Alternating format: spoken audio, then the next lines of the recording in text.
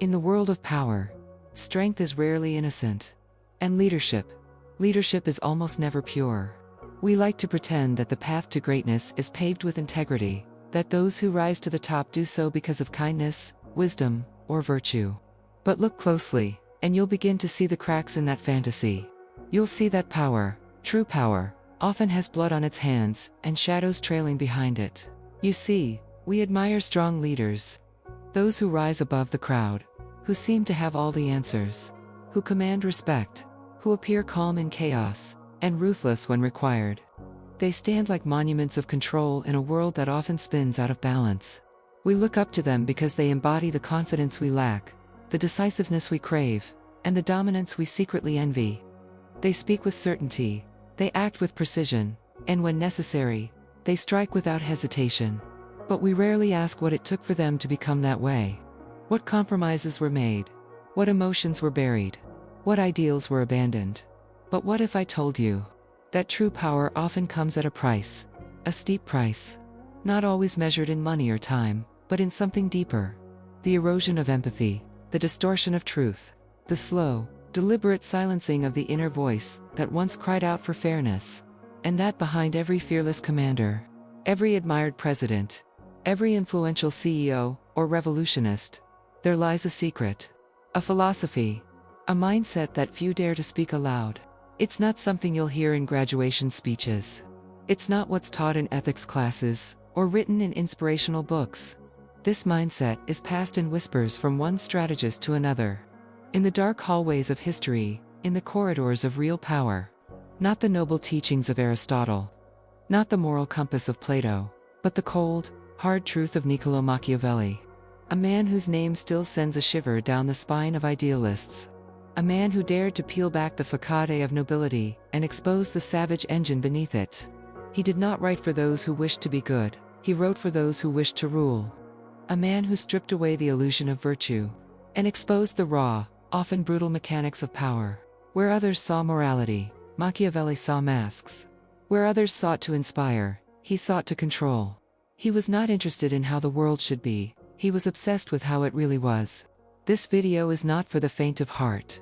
Because Machiavelli doesn't offer comfort, he offers clarity.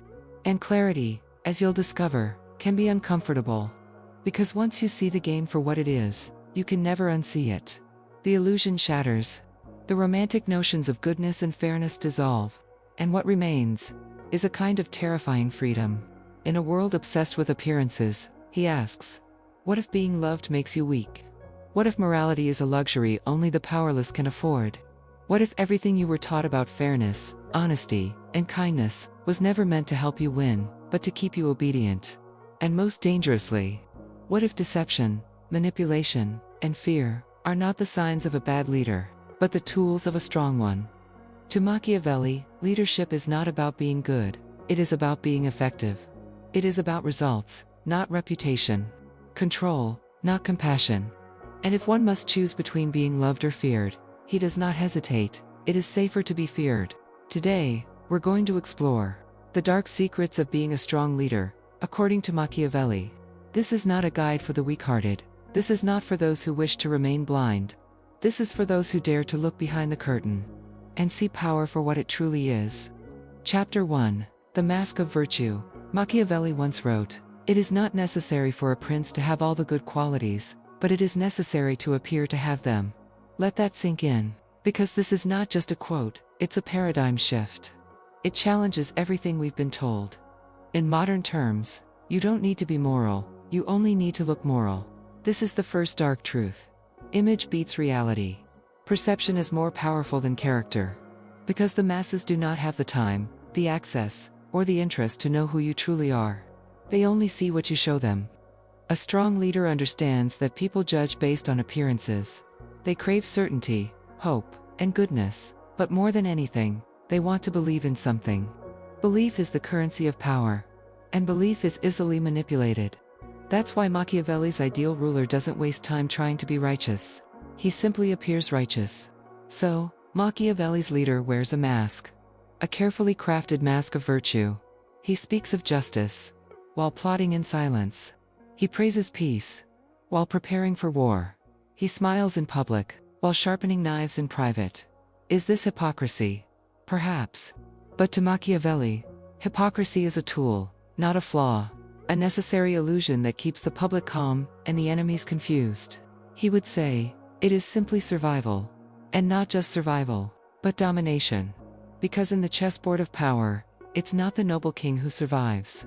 It's the one who plays with strategy, deception, and ruthless precision. Chapter 2. Better feared than loved. Here comes one of the most famous and controversial lines in political history. It is much safer to be feared than loved, if you cannot be both. Let that sink in. This isn't just a clever quote, it's a dagger to the heart of idealism. It forces us to confront a truth most would rather ignore, that in the brutal game of power, affection is fleeting, but fear endures. Machiavelli doesn't say leaders should be monsters. He doesn't call for cruelty, sadism, or tyranny for its own sake. He isn't advocating for bloodthirsty despots. No, his message is more subtle, more pragmatic. He warns leaders that if they rely solely on love, they build their thrones on sand. Because love, in the realm of politics, is weak currency. Love is unstable. It rises and falls like the tide. It is shaped by emotions that change without warning. Today, they love you. Tomorrow, they may forget you. Or worse, they may turn on you. The public can be warm and generous one moment, cold and vicious the next. Love may inspire loyalty, but it rarely commands it. But fear is a different beast altogether. Fear does not require admiration. It does not need your followers to like you. It only needs them to understand one thing, that crossing you has consequences. Fear is reliable, predictable, enduring. A feared leader is not a tyrant drenched in blood, but a ruler whose presence alone is enough to make others pause before acting against him. His strength lies not in violence, but in the perception of power, in the aura of inevitability that surrounds him. He is not loved, but he is respected, and that respect is laced with caution. This is not about cruelty, it's about decisiveness. It's about commanding authority without seeking approval. A strong leader must be willing to act swiftly, even ruthlessly, when the time demands it. He must place the survival of the state above the comfort of popularity. Because the harsh truth is this: if your followers don't fear the consequences of betraying you, they will betray you. Not because they are inherently evil, but because human nature is self-interested, and loyalty without consequence is often an illusion. A leader who is feared may not be loved, but he will be obeyed, and in moments of crisis, obedience is what preserves order. Chapter 3. The Art of the Lie. Now we step into even murkier waters, the shadowy realm of deception. The place where moral clarity gives way to moral flexibility. Machiavelli didn't glorify lying. He didn't celebrate deceit as a virtue. But he recognized it as a tool, a necessary weapon in the arsenal of anyone who dares to lead in a dangerous world. He didn't write for utopias, he wrote for battlegrounds. In Machiavelli's view, the world is not filled with noble, well-intentioned people waiting to be inspired. It is filled with wolves, cunning, ambitious, and often ruthless. And if you choose to walk among them as a lamb, you won't last long. You'll be devoured by those who play dirtier and think faster. That's why he said, a prince must learn how not to be good. It's a chilling statement, but not an evil one. It doesn't mean becoming a monster. It means understanding that morality, like love, is a luxury that power cannot always afford. A rigid commitment to idealism, in a world ruled by self-interest, is a fast track to ruin. So what does it mean to learn how not to be good? It means being strategic with your ethics. It means recognizing that sometimes, to preserve the greater good, one must do things that appear bad. It means lying, not habitually, not recklessly, but with purpose, lying to outmaneuver enemies, lying to protect the state, lying to buy time, to deceive the opposition, to steer events toward a desired outcome. It means wearing a mask when revealing your true face would make you vulnerable. Machiavelli understood that truth is a weapon, but also a weakness if used recklessly. He knew that sometimes, the illusion of virtue is more powerful than virtue itself, because people believe what they want to believe, and a skilled leader knows how to shape that belief. In short, a strong leader lies with purpose, not habit. He lies not to betray his people, but to protect them, not to enrich himself, but to advance a strategy. Every lie must serve a greater aim. Every deception must move the chessboard forward. It is not about manipulation for personal gain. It is about manipulation in service of order. survival, and strength. To lead is to see the world not as we wish it to be, but as it is. And in that world truth is powerful, yes, but perception often matters more. Chapter 4. Fortune favors the bold. To Machiavelli, leadership was not merely a game of careful planning or passive observation. It was, in its essence, a contest of wills, a struggle between the determined few who seek to shape reality and the countless many who are shaped by it. Strategy was essential, yes, but it was willpower, raw, unyielding, and relentless, that separated the mediocre ruler from the legendary one. In the heart of his philosophy lies the concept of virtue. This word, so easily mistaken for virtue in the Christian or moral sense, carries a much deeper, more forceful meaning in Machiavelli's world. Virtue is not about being good, it is about being capable. It's the fusion of courage, cunning, decisiveness, and the strength of character to act when others falter. It's the mastery of fate through strength, not supplication. Machiavelli viewed the world not as a place of fairness, but of flux, a turbulent river that often floods its banks. And so, he said, fortune is like a woman, wild, unpredictable, and favoring those who are daring enough to seize her. She favors the bold, he wrote, and this was no idle metaphor. It was a rallying cry to the ambitious, a challenge to those who would dare to command rather than comply. Those who wait for the perfect moment often find themselves trampled by time. Opportunity does not knock politely, it roars past like a tempest, indifferent to the hesitations of the timid. Life, like fortune, rewards movement. It grants its riches to the brave, not the careful. A true leader does not stand still, hoping that circumstances will align. He moves forward with force. He takes the reins when others are still reaching for them. He sees a window of possibility and smashes through it before doubt can close it shut. Boldness, in this view, is not recklessness. It is power in motion. It is clarity of vision, paired with the audacity to act. Where others see risk, the bold see necessity. Where others fear failure, the bold prepare for dominance. Hesitation is more than a delay, it is a signal to your rivals that you are uncertain, perhaps even weak. And in the game of power, weakness is an invitation to be replaced. To rule effectively in a chaotic world, one must be more than clever. One must be courageous. One must be ready to wrestle fate itself, knowing that fortune, like history, remembers the ones who dared. Chapter 5. Cruelty, when used well. Among Machiavelli's many controversial ideas, perhaps none is more provocative or more misinterpreted than his view on cruelty. For the modern mind, the very word stirs discomfort. But to Machiavelli, cruelty was not inherently evil.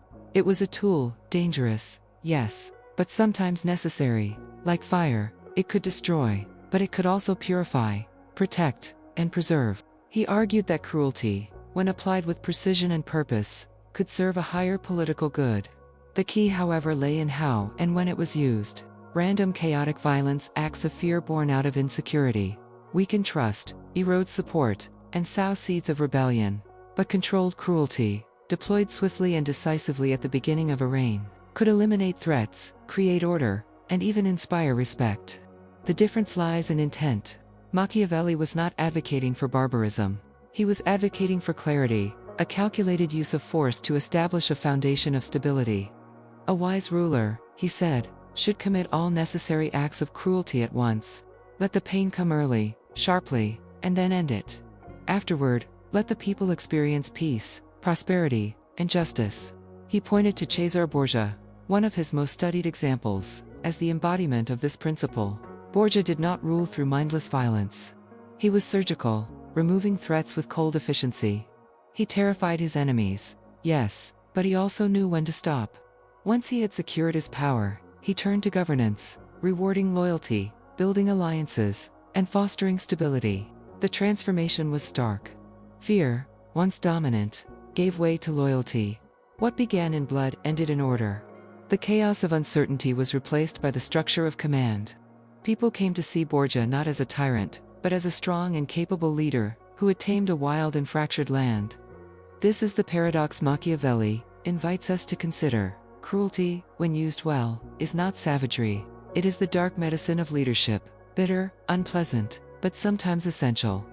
Just as a surgeon must cut to save a life, a ruler may need to strike to preserve a kingdom. Machiavelli's world was not one of ideals, but of realities. He did not write for philosophers in ivory towers, but for rulers in the midst of storms. And in that world, hesitation could be fatal, but decisive cruelty, employed with wisdom and finality, could be the seed from which peace grows. Chapter 6. Do the ends justify the means? This is perhaps the most famous, and most dangerously misunderstood idea, ever associated with the name Niccolò Machiavelli. A phrase whispered in the halls of power, and feared in the hearts of those who suffer under it. The ends justify the means. But here's the truth, he never wrote those exact words. Not once, not in the prints, not in the discourses. The phrase is a shadow, a ghost born of interpretations and distortions over centuries. Yet despite its absence, in print, the spirit of the phrase lives in his writing. Not as a command, not as a doctrine, but as a reflection of a painful reality. If your goal is order, survival, and strength in a chaotic world, then morality may not always be your compass. If you are a ruler trying to hold a fragile kingdom together, if the wolves are at the gates, if betrayal, civil unrest, or invasion threaten your people, then sometimes, mercy becomes weakness. Sometimes, hesitation becomes destruction. Sometimes, the clean hands of a good man cannot hold power. This is the cruel equation Machiavelli dared to confront. And it's why his work has lived for over 500 years, not as a guidebook for evil, but as a mirror to human nature in politics. It's a dangerous idea, one that has been seized and twisted by tyrants and despots to excuse atrocity, to justify terror, to rationalize genocide. But it's also an idea that reformers, rebels, and revolutionaries have quietly leaned on. Those who broke unjust laws, those who tore down corrupt regimes, those who lied, cheated, and even killed, not for glory, but for a future they believed was worth the cost. A Machiavellian leader does not sit on a throne of ideals. He sits in the storm, blood on his hands, eyes on the horizon. He does not ask, "Is this good?" He asks, "Will this work? Will it protect the state? Will it preserve my people, even if it damns my name?" Machiavelli separates private morality from public duty. He doesn't argue that leaders should be cruel. He argues that they might have to be. To him, politics is not a sermon. It is a battlefield. Conclusion. The shadow of leadership. Carl Jung, the Swiss psychologist, once said that every human being has a shadow, the dark, hidden part of the psyche we repress. The selfish urges, the violent thoughts, the ambition we bury beneath politeness. Jung believed that true psychological growth comes not from denying the shadow, but from facing it, understanding it, integrating it. Because only then can we become whole. Machiavelli, centuries earlier, saw something strikingly similar, not in the soul of the individual, but in the soul of leadership. He understood that power attracts the shadow. That leaders are not saints, they are warriors in suits. They are shepherds who sometimes must become wolves. Leadership isn't about just being kind or visionary. It's about knowing when to show your teeth and when to hide them. It's about recognizing that justice and survival do not always shake hands. A real leader must navigate the narrow bridge between chaos and control, between morality and necessity, between public virtue and private sacrifice. The leader carries a burden the citizen never sees. The burden of difficult decisions, of impossible choices, of knowing that no matter what you choose, someone will suffer. Someone will hate you. Someone will fall. And yet, you move forward. That is the crucible of leadership. To walk through fire and not become the fire. To hold power without letting it hollow you out. To use darkness without being consumed by it. Closing scene. So ask yourself, honestly, do you want to be admired or effective? Do you want to be comfortable or powerful? Because they are not the same path. And often, they are not even compatible. Machiavelli doesn't offer comfort. He offers a mirror. Cold, unflinching, brutally honest. A mirror that shows not just the face of power, but its shadow. He doesn't teach you how to be evil. He teaches you how to endure power without illusion. He reveals the cost of ambition, the price of responsibility, and the truth that most people refuse to see. That sometimes, survival demands sacrifice. That sometimes, to protect the light, you must walk through darkness. And that sometimes, the most moral thing you can do is to be willing to get your hands dirty, so that others don't have to. That is the Machiavellian paradox. Not evil, not cruelty for its own sake, but hard choices in a hard world. And maybe, Just maybe, that is the darkest lesson of all.